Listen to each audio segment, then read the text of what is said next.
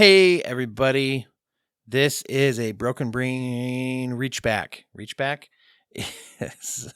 Callback to a previous episode. This is when I was able to have TK, the host of For the Love of History podcast, come on to talk about mental health care in olden times before we had the Diagnostic and Statistical Manual, the DSM, back before we really had that.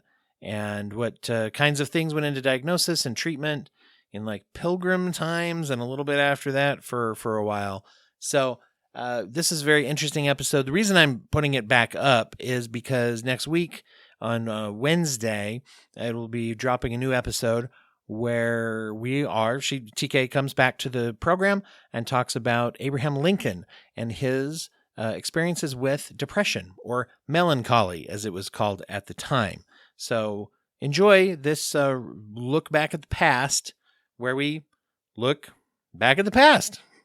Anyway, here we are with our discussion of the history of diagnosis. Super interesting. I never really researched much about, asylums or state hospitals.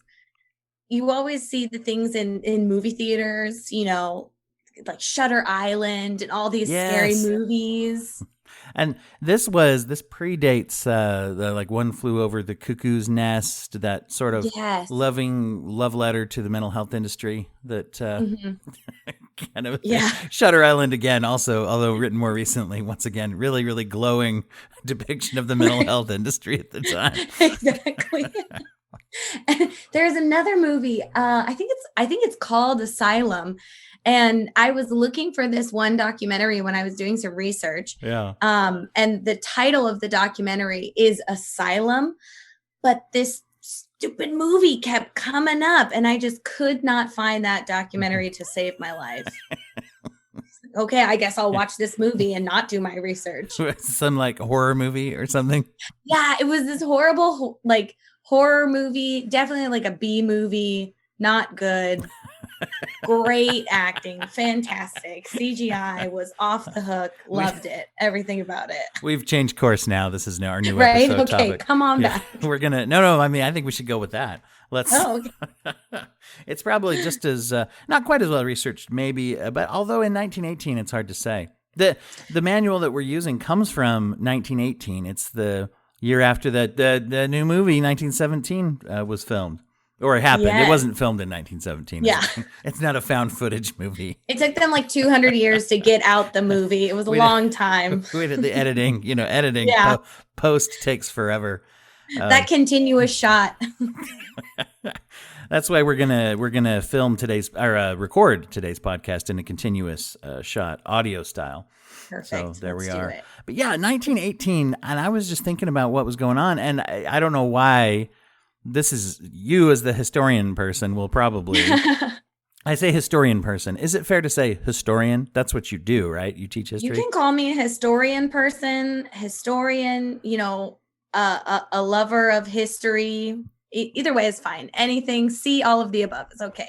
How did you get into doing history, by the way? That's your whole thrust of your podcast. Yeah. So actually, history was kind of thrust upon me. My dad is a history buff, and anytime we went on a family vacation, he would always make us research the history event or some sort of, event that went on in that place. And all of our family trips were based around some museum or historical site, or usually battles. My dad is so huge into like military history because he was in the military. So I rejected it harshly at first as a teenager, and then I accepted it into my heart, as one does. That's how that goes. We make we round the corner, we kind of round the corner of adulthood and say, oh, I guess it's all right. Yeah, and I made it kind of in the States. I was a junior high school world history teacher. Mm-hmm. So. And you live in Japan, is that right? I do. Yeah. I live in Japan now. One day I just Googled how to live and teach and work in Japan, and I found this job. Nice. Was there thoughts before Googling that, or it was just a random whim I mean, you must have thought of it literally before typing the words, I guess. But. that was pretty much the depth of the thought. Like, I would like to live in Japan. Let's find out how to do it. So there you are. Cool. Exactly. Now I'm here 4 years later. Yeah. Oh, nice. That's one of those. Well, that's like one of those inspirational things, right? You hear people say, like, make your dreams come true by Googling how to do them and then do it. Yeah. Crazy. However you look at it. Cool. So you probably already thought of this as soon as you saw this thing before, you probably even knew that it was in 1918, because I assume, being a history buff, you know everything. So this manual came out in 1918, which, with everything going on now, I should have realized is the Spanish flu year, right? I mean, aren't we talking a lot about that?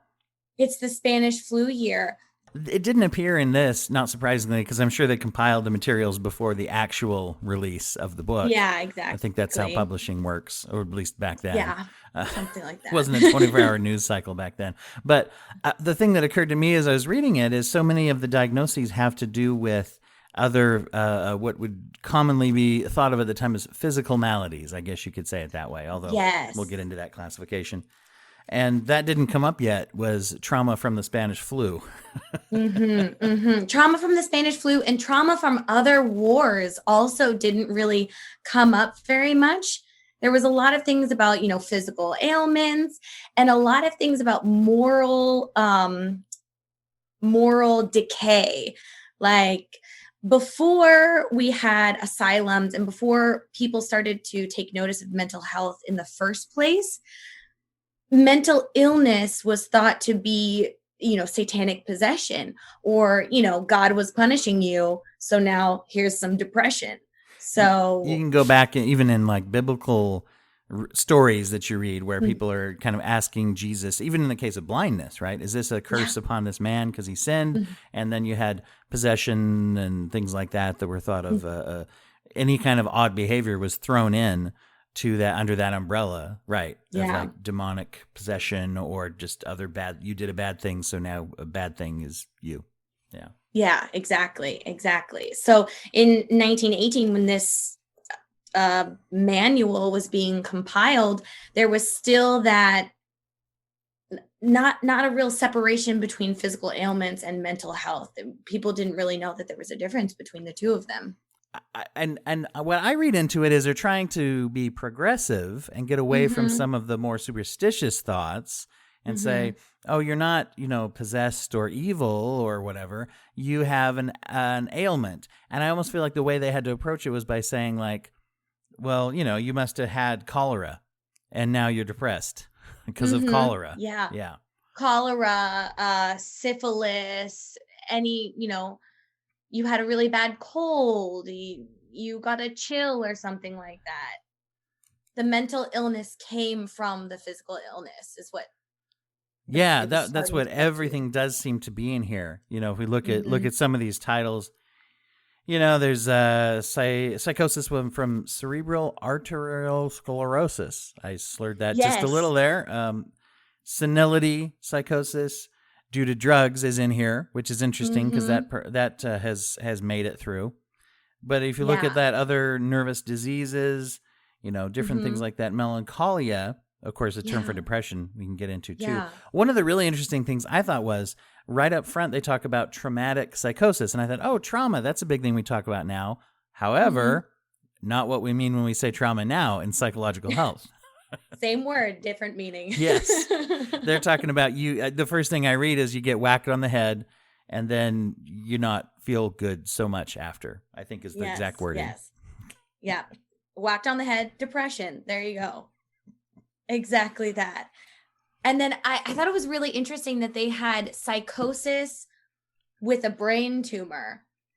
For me, a brain tumor is definitely go to the hospital territory, not go to the asylum territory. You're not gonna, therapy your tumor away. Yeah. And one of the really interesting things that I found about this was it was all well within the framework of research, of ongoing research is what it really seems to be. Very much different than now. Now they use the Diagnostic and Statistical Manual for Diagnosis, or the DSM, 5th edition. It's in a nice purple bound cover. It's gone through obviously 5 revisions. Well, actually more like it goes through revisions before it gets fully replaced. The DSM-4 TR, or text revision, was the one before that. And that's why you don't have to go very far back. I think it was in the DSM-3 that still classified homosexuality as a mental disorder. And then the 3 TR, I think, is where they dropped that. If I'm right, I don't know. Tweet at me, you super fans of the DSM. If any show has them, hopefully we do. Don't blame me. I don't know. She didn't say that. She didn't say that. But so it's been through a lot of different things. But one of the things that hit me is that now it reports on a lot of research that's been done. Whereas one of the things back then that they were building into this was they had suggestions on make sure that you're gathering all this data, because we don't know what the hell's going on. They didn't say that part. But, it was very much, there was a little bit more admission that we're gathering data still at this point, is what it felt like. Yes, exactly. Like when they were talking about all of the different cards that they had to do, the inpatient cards, the outpatient cards, the repeat offender, that's not the word they used, but and right. The readmission or whatever. Right. Yeah. Yeah. Readmission. They were very specific. And when I was first reading it, I was thinking like, this is really not useful information. But then I stepped back and you were totally right. They're collecting data for the first time. So one of the really interesting things I found, they have these suggestions for here's what you should be recording on this form or that form. They have the admission form, the readmission form. I went over it like twice just to see if I was right about this, but I think the only difference is in the readmission, it says, when were they here before? So it's like, okay, seems pretty straightforward. But exactly. But then again, to think of all of this as kind of groundbreaking stuff, at least in the U.S., at least at that time, right? To say that this was, and here's all these things they describe, saying you should really take all the cards that you get and all the data you get and separate by each criteria. And I was picturing people in a room somewhere physically, probably actually laying cards this way and then going over here and saying this and then that. Yeah. Because, it's easy now to look back and say, does it matter if the person was Armenian versus Slavic? I mean, there's a whole section defining racial terms. There was. But then you look at that and you're like, but what did they didn't know what was important, I guess, yet. Exactly. Yeah. So just casting their net out as far as they possibly could just to see if anything caught. Yeah, I think you're totally right. Was really important. When they were talking about the criteria for data collection, they talked a lot about the appropriate way to round up and round down the year numbers. You could not write they were, in there for 10 years. It was either they were there for 9 years or 11 years, not 10 years. We didn't have round numbers like that, which I just thought was hilarious and weird. Why? Sometimes things like that come up, and I don't know, you probably run into this when you research for your show or whatever, research just on your own for fun. I don't know, what your weekends are like, but I do. I guess I just assume you're sitting there mining over You assume things. correctly. Then maybe you run into this as well. Sometimes something like that pops up, and I think to myself, why? And is there an answer somewhere that still exists, or is it like, Bill Round Number out there way back when was the one in charge of that for no reason and said, round numbers make me itchy or something, and then they just didn't do them. And is that lost to the sands of time, or is there a way? Because I'm always like, why? Why did that become a thing? Like, we can't say 1910. Exactly. What are we, crazy? Right? The people at the time thought it was totally reasonable. No, we never use round numbers. We always go up or down. Now, one of the things, as you mentioned, the designation that is a little chilling, that we don't totally have an analogy for today, is when you look at the thing and it says the discharge form and it says how many days have they been here, weeks have they been here, months have they been here, and then, of course, there's years that they've been here. There really aren't a lot of institutions. I mean, you look at it now in the modern way that the mental health system works from like lowest point of intervention, which is basically like take a class, bump up to like normal, say what would be considered when people say go to counseling, they think just go to your counselor once a week, twice a month, something like that. Like what I do at the outpatient level. And then you've got like the state hospital where people might go and they might be there for a year or more in an extreme case if there's no other place for them to go and they're a danger to themselves and others. There's a lot of criteria that would have to be for them to even be there 12 plus months, right? So that's very unusual now. Yeah. But then they're measuring it in, is it 9 or 11 years kind of numbers, right? Exactly. Well, the interesting thing about that is, so when state hospitals and asylums were first created, so before the 1800s, there was nothing. There was no institution, zip, zilch, zero. You got put in a work home or you died on the street, basically. Or, if you were a part of a rich family, they would just put you away in a room somewhere. And that was it. That was mental health. But in the 1800s, there was some ideas about creating these like villages that came over from Europe. And so the first one was in New York. I can't remember if it was the first one, but it was definitely the biggest one, Pilgrim Asylum in New York. And the thing about these asylums is they were self-sustaining. Completely self-sustaining. That was a prequel to that movie you watched, I think, also. Exactly. Pilgrim Asylum, right. It was the next one. Yes, it was made after, right. but it was a prequel. Yeah. Exactly. No, that's fascinating to think of like a pilgrim asylum. Never think about that. Yeah. I've never thought about that.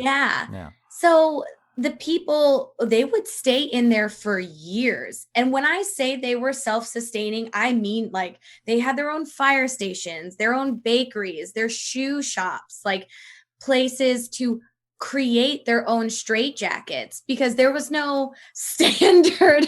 Like people were just up there sewing up their own straitjackets.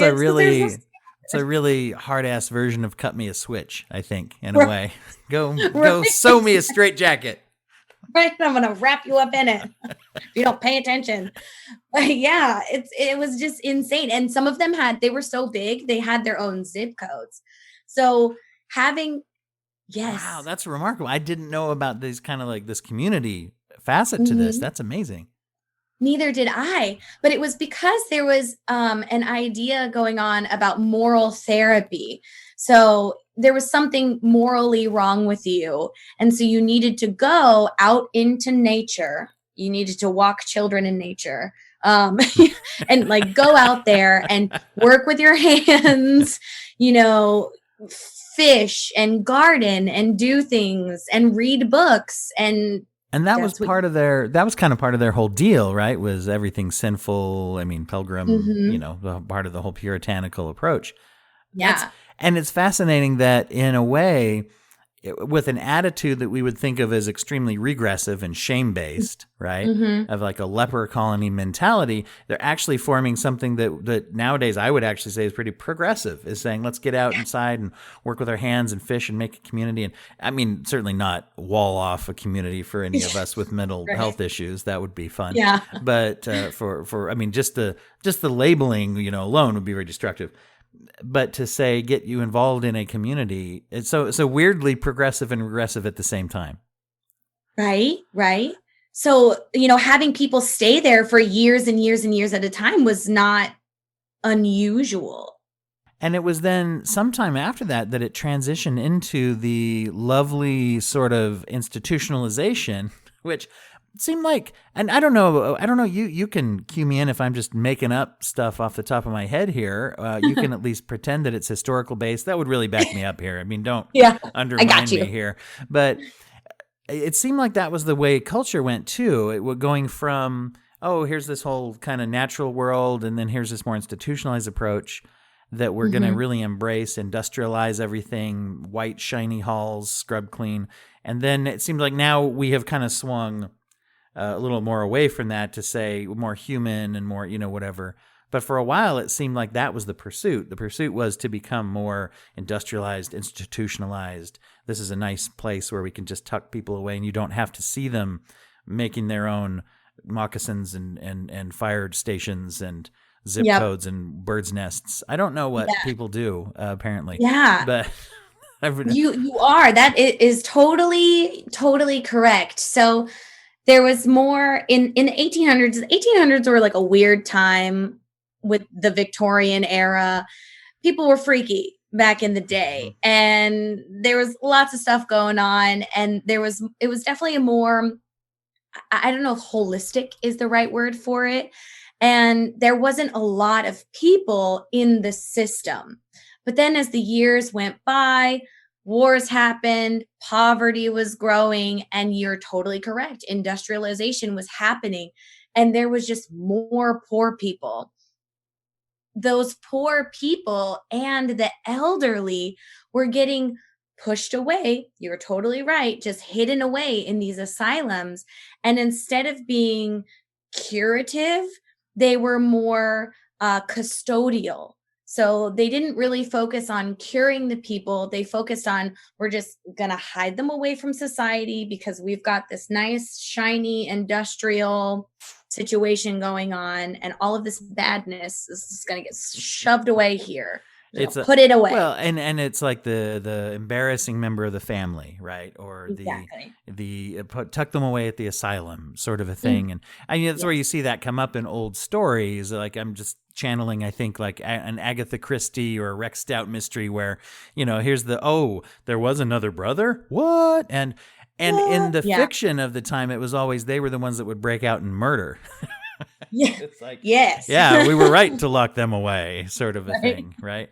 And very much, I love the way you put that as like the custodial, meaning that if you're the patient, you are not really, you're not custodian of yourself. There's no question of whether or not you're capable. Yes. Which then makes it very difficult to ever actually get out. Exactly. Yeah. Exactly. And there were some cases of people in there for basically their whole life, from their teenage years on until they shut down these asylums, not shut down completely, but downsized these asylums in the 1950s. Mm-hmm. So some people just lived their whole lives in there. This statistical manual, this start to the idea of diagnosis that was being put out, was kind of in some ways involved in a transition between these two times you're talking about, right? The whole colony community thing and the whole deep institutionalization. There's a famous study called On Being Sane in Insane Places. It's not what we're talking about today exactly, but it was in the 70s where a bunch of psychology students basically admitted themselves to the psychiatric units and then tried to get out with a knowledge of what was and was not symptomatic. So they would self-admit, and then they would report after being admitted. They would go through their evaluation period and report things that didn't meet the criteria for diagnoses, and see how many of them were told, you really shouldn't be here. And found that it was actually a little harder to convince people that they were healthy once they were in, even if they'd never presented symptoms. So there's still, I mean, that's as early as the 70s, which is longer ago than, some of us who were born at the end of the 70s like to think. But anyway, that's a while ago, but it's not that while ago. It's not like Pilgrim Asylum long ago. No. So, which is the new expression I'm going to use. But you look, and that has been woven throughout. And so this is an interesting bridge period here, this maybe 1918 period where they're starting to try to be scientific about it in a way. When we look back now, and we don't always look at their science back then as like, wow, cool science. Yeah. I feel like a lot of times people look back on the science of the past with air quotes. They were doing science. Look at them. They're cute science. I'm trying.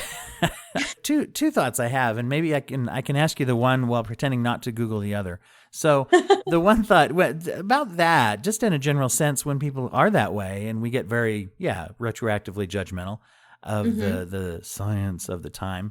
Many people view that as kind of a judgmental, looking back and saying like, oh, they're not as smart as us or whatever. As a historian, how do you respond to that kind of thinking?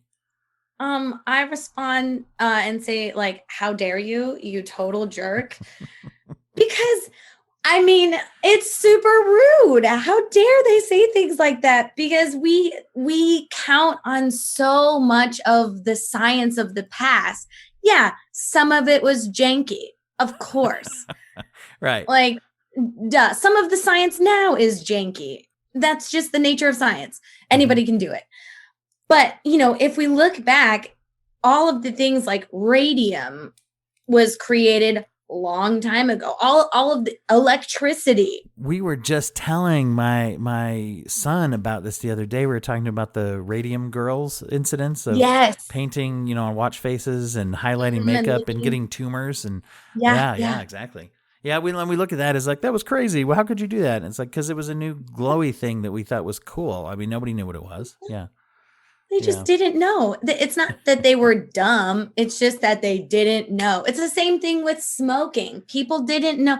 People would prescribe doctors would prescribe cigarettes to women. Like, it'll take the edge off. Yeah, duh. It'll take the edge off when you're pregnant. It'll also harm your baby. But they didn't know. There wasn't enough information yet. Yeah, I grew up in Pennsylvania, about a half hour away from Hershey. And so we'd always go, and we had a couple of these like reproduction historic little tins that chocolate used to come in, and they had the old ads printed on them, and there were doctors saying like, oh yeah, chocolate, it's good for you, it's going to do this, it's going to do that, and it's a miracle drug. So it is interesting, and I think that just as you and I, as we were setting up for this episode, I was commenting on your episode of your podcast recently about the fork. Yeah, and it seems like something that you would hope would provoke humility, right? That would make us feel like, oh wow, you look back and they used to think the fork was this terrible contraption. It was stupid. It was of the devil. And we laugh at that now, instead of looking at ourselves and saying, I wonder what my kids' will say. Can you believe those Neanderthals? Yeah. Thought that back then, kind of a thing.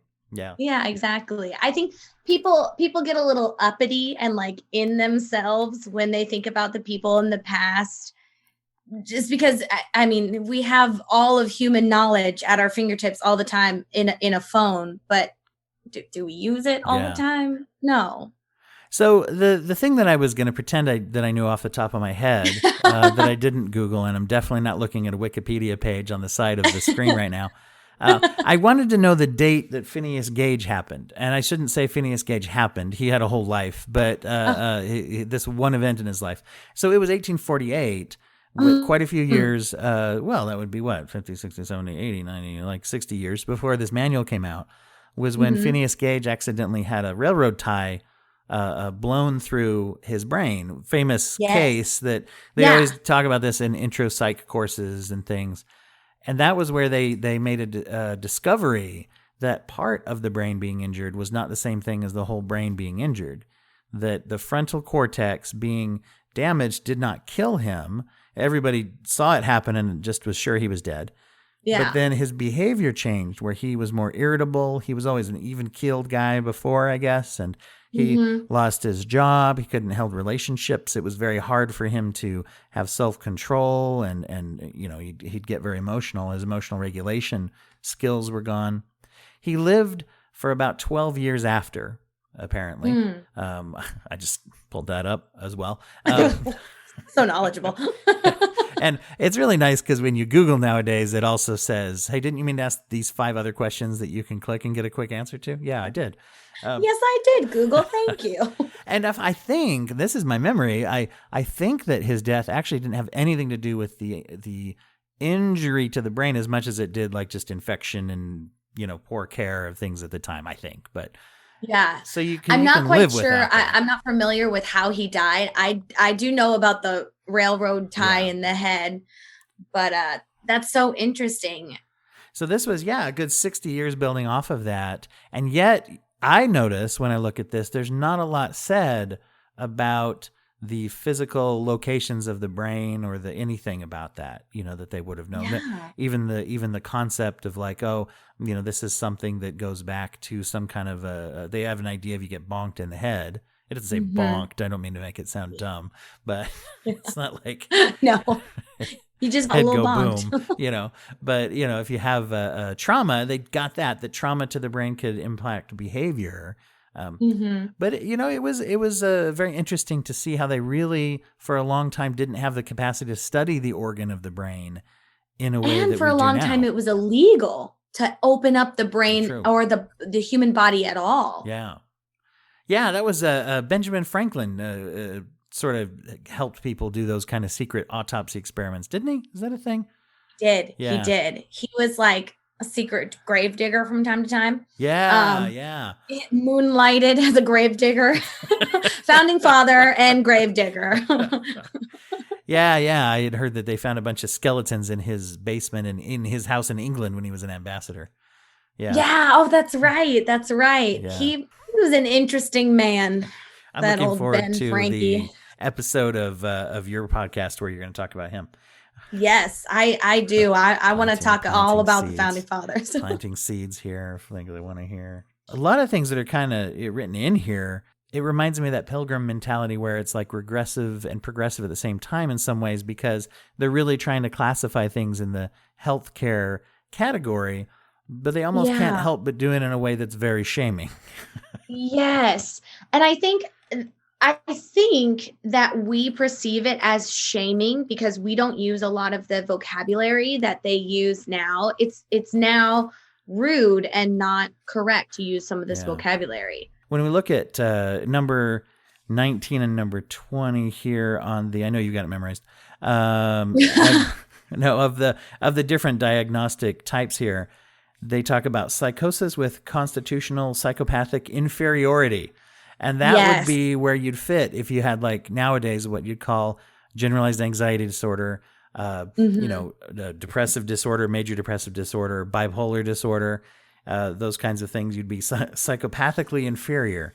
And then, then the next one is psychosis with mental deficiency, which it says is where you should put people with intellectual deficiency or feeble-mindedness, which was a medical term at the time. Yeah. And so, and it reminds me of terms that we don't really use anymore. When I was young, mentally retarded, was being used as and so I'm not that old, but it was also a medical term, right? It was considered a medical term. As well as it wasn't that long before that moron was a medical term, right? Yeah. For moron, imbecile, idiot, feeble-minded, what are some other ones? Mentally handicapped, lunatic. Lunatic was a medical term. Was that when they believed that the moon was involved in because of lunar? Is that true? Did that come from that? I don't know. I did not research that etymology of that word. Didn't anticipate that was going to come up. And the magic of editing will right. No, but you told them I knew everything. You know what? I suddenly remembered. Click. That it turns out it is. Yeah, lunatic originally meant someone who went crazy with a phase of the moon and was associated with the idea of werewolf type of insanity or the werewolf legend. Oh yes, werewolves, another term that used to be medical. We're going way back now, probably. Way back in the day. Werewolf, vampire, banshee, all fully medical terms. So, I mean, it is interesting to see that. And I guess it kind of goes into that historical context question, though, too, doesn't it? Because at the time, was this shaming? I mean, I don't know, because I'm looking at it as like a yes and a no, right? Because it's like, no, but then it was used that way. Because what do we know to start calling other kids these names? Right. So, of course, language is a living thing, and it's the meaning of it is determined by the users. So back during this time, I think it wasn't, this is from my very professional opinion, that at this time, it was not seen as a shameful thing. It wasn't your fault that you had some sort of moral deficiency, especially in the mid to late 1800s when the moral therapy was going on. They used insane person, they used lunatic, all of these words, but at this time, it wasn't a shameful thing. You had a moral deficiency and you were there to get better. It was all about healing. But then gradually, as society's morals were changing, as the things that we found important were changing, these words did turn into, excuse my cat, I'm so sorry. Do you just have one? I saw it. I have it two. Made it, okay, I was going to say it made it all the way across the room and possibly changed color, but I wasn't sure if I trusted my memory. Magical cats. I don't know what they do in Japan. I'm an American. I think everything is magical outside of here. No. We do. We have magical cats. But what was I saying? It wasn't your fault for being broken. It was, yes. It's my cat's fault for being broken now. But yeah, it wasn't your fault. It was the morals, and you were there to be better. And like I said earlier, that there was a difference between curative and custodial. So I think at that point where care turned from curative to custodial is when it did start turning to a more condescending set of vocabulary. And do you think that the dynamic, no, I think it's totally true the way you're saying that, but do you think that that dynamic lent itself to that transition as far as, because you look at a category of, well, it's not your fault that you're morally deficient. You're still morally deficient. It's not your fault that you're less than and we have to put you over in this colony, but we still have to. Which you could say it was certainly not just confined to mental health care. That was a lot of things. If, going back to being poor was considered to be morally deficient, as you put it, like, exactly. You're in that class of people. You just are, God put you there, or a circumstance, it doesn't matter. You're there. And the rest of us have to take care of you. It was something I noticed very interesting during the run of Downton Abbey, actually, which I thought was very fascinating, was that they did represent that. The interesting thing to me was how much, as modern people, to say we were kind of on their side. I remember there was one episode where one of the maids spoke up against one of the wealthy neighbors, Daisy. I won't pretend I don't remember her name. Anyway, it was Daisy, and she speaks up to these landowners and is like, "Who do you think you are?" Yeah. The Downton Abbeyans, are like, "Oh, I can't believe the upstairs people." And I found that I heard comments by people and whatever and online, and it was like, "Oh wow, what are you doing?" And it's like, yeah, it was dangerous, but was there part of us that was like, hey, good for her, tell them off? It's like, that seems a more modern sensibility. But when you get immersed in that world, even in a fictional basis, it's easy for us to step into and say, hey, don't rock the boat, Daisy. What are you doing? This is, right. There's that feeling where you get into that vein of thinking. So at the same time, I'm not attacking the people in the past, but I do think that did segue itself into that thinking. I completely agree with you. And I am a firm believer in that you don't know how you would react in a situation until you are in that situation. And even then, you don't know how you would react because you don't know how the other people react. You don't know what kind of state of mind you would be in, what kind of situation, financially, economically, spiritually, mentally, what have you. There's so many things, so many factors in life that determine how you would react. And so I agree with you. I think it's really easy for us to like kind of sink in and be like, oh no, don't do that. That's dangerous. You're a downstairs person. Know your place. So right. And maybe we just dig her and don't want her to get whatever they do to her then off with her head. I think it was the rule. Yeah, I'm definitely of that time. Most of my understanding of ancient law comes from Alice in Wonderland. A great place to start, right. Honestly. That's what I thought. Really don't need much of anything else. Painting roses different color, I think, was a big part of life back then, if I remember my history correctly.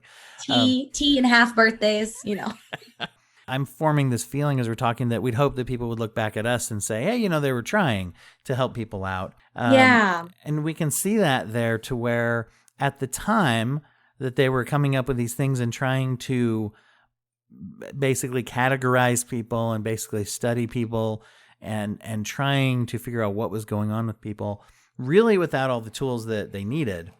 I'm not sure what point I'm trying to make. I'm probably going to trail that part off. But what are your thoughts? I understand what you're trying to say. I think I agree with you. I hope that people look back on us in kindness and understanding. for me personally, as a history person, I try to look back as unbiasedly as I can and look back with kindness and just assume the best in oh my goodness, my cats, I'm so sorry. Well, it sounded like they just died. They just collided with one another in the little tube that they have to play in. Oh no. It's like that little McDonald's playground. Yeah, exactly that. I'm so sorry. Your editing job is probably going to just be. Oh no, I'm keeping that. That's staying in. That's for cat owners are 90% of our audience. They're the best kind of people. The best. But anyways, yeah, I try to look back in kindness and just assume that people are trying to do the best with what they have, because I mean, if you look at these giant state asylums, they spent years and thousands of dollars creating these institutions when they could have just left the people die on the street. Like, it's have to. One of the things that historically is very challenging when we want to look at that is that when they deinstitutionalized, they were moving away from a lot of things that were really quite bad for people, obviously, that had gotten out of hand, I guess. But at the same time, we as a society, we as a mental health industry, whatever, never really replaced that. Not really. That's why we don't have the analogy for that now. You still see it depicted in movies where they'll say, oh, let me go find that person who's away at the asylum. And it's always a big, huge house and these nice grounds and people doing watercolors. And it's like, that doesn't exist. That's not really what a lot of them were probably like then either.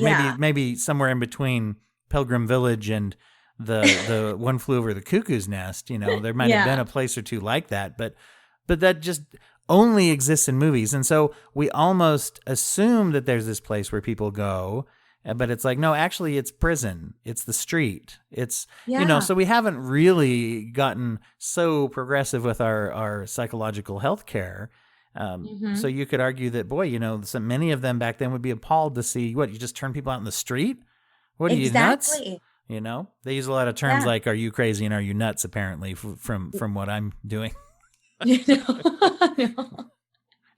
But that goes back again to, when people look back at the past, they have this holier than thou mentality when they look back. And have we cured the homeless problem as the human race? No, we have not. So calm down, people, calm down. Well, so tell everybody your podcast. Where do they find you? What do they do? How do they listen and give you all kinds of listenership and accolades?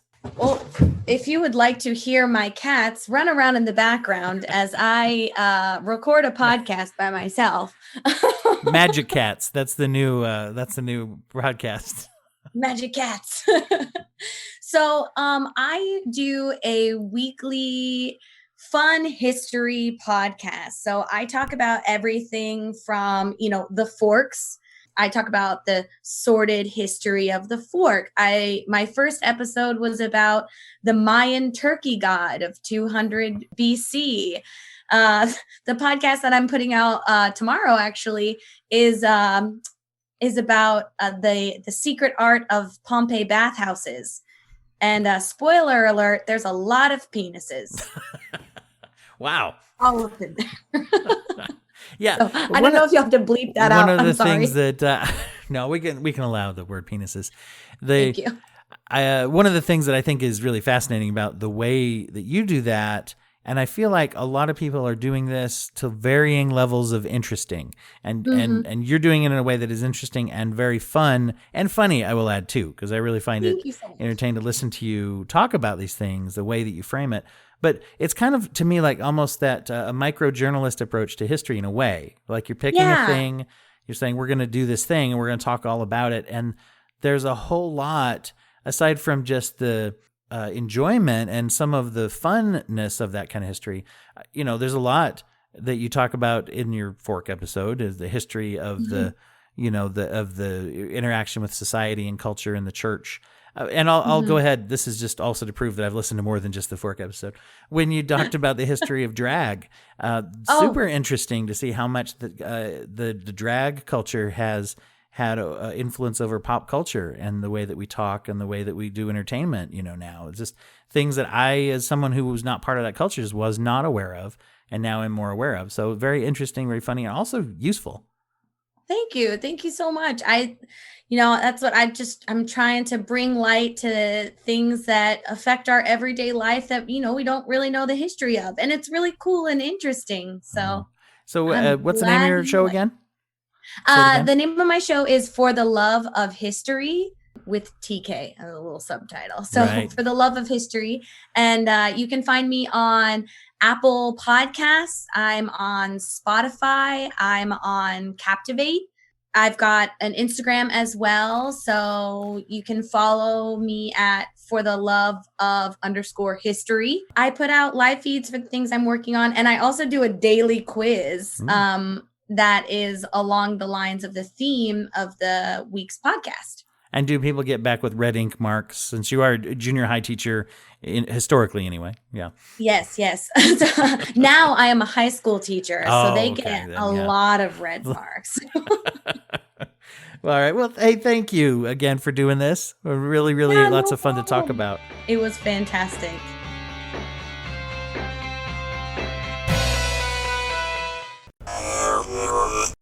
Thank you for listening to the Court and Parts Podcast Network. To listen to more Court and Parts shows, visit courtandarts.com.